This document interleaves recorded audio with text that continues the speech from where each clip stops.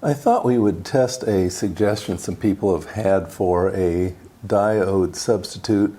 The 1N34A is really almost impossible to find these days, and lately I've been using the D9K, which is the white banded diode right here in front.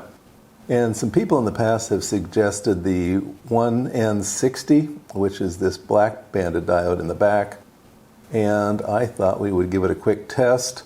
I've looked at the specs are okay. One warning is there's a lot of fakes out there. Yeah, people just selling Schottky diodes and saying that it's the same thing, and it's just not. So yeah, I found these from a vendor. I warned the vendor that if he sold me some fakes, he was going to get them right back and get a bad rating on the online service. And so he assured me that I was getting the genuine article.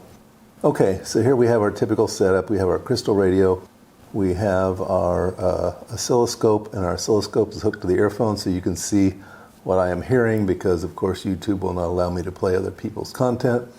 And so what I'm going to do is I'm going to simply touch the D9K on here, and you can see the pattern. They're playing music right now.